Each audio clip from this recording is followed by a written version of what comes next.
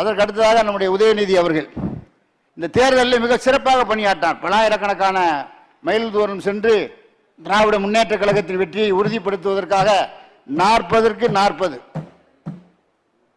கொடுத்ததெல்லாம் கொடுத்தார். நம்முடைய தளபதி கொடுத்தார். நம்முடைய கூட்டணி நண்பர்களுக்கு நல்ல தொகுதிகளை கொடுத்து விட்டு ரிஸ்கான தொகுதியெல்லாம் திராவிட முன்னேற்ற கழகம் எடுத்துக்கொண்டு விட்டது. நம்முடைய சிறுவாடம் சட்டமன்ற உறுப்பினர் சிரிக்கிறார். காங்கிரஸ் நண்பர்கள் திருநெல்வேலிக்கு வந்து தஞ்சாவூர் இதுல இருந்து கம்யூனியா ஆட்கள் போடுகிறீர்கள். இது என்ன நியாயம்?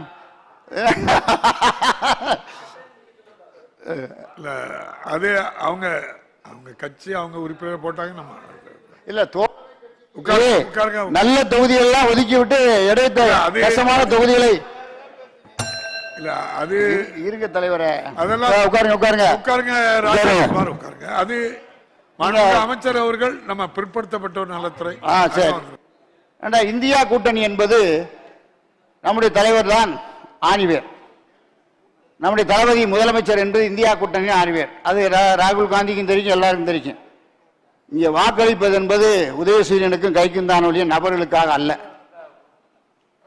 கூட்டணி கட்சிகள் நபர்களுக்காக ஒரு பக்கம் வாக்குகள் விழுந்தாலும் அதில் யார் நிற்கிறார்கள் என்று பார்த்துத்தான் வாக்களிப்பார்களே தவிர மக்கள் ஏதோ தனக்காக வாக்களிப்பதாக யாரும் நினைக்க வேண்டாம் என்று அன்போடு நான் கேட்டுக்கொள்கிறேன்.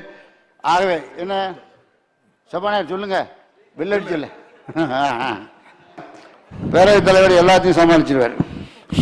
அவங்க கெட்டிக்காரன். அவர் அது எல்லா உறுப்பினர்களுக்கும் அல்வா கொடுப்பாரு.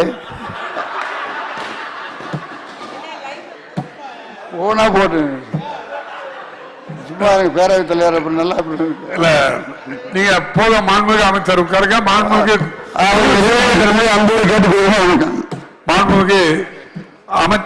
மாண்புமிகு அமைச்சர் சொல்லிய அந்த வார்த்தைகள்லாம், அதாவது சட்டப்பேரவை தலைவரை பற்றி சொன்ன வார்த்தைகள் எல்லாமே அவை குறிப்பிலிருந்து நீக்கப்படுகிறது.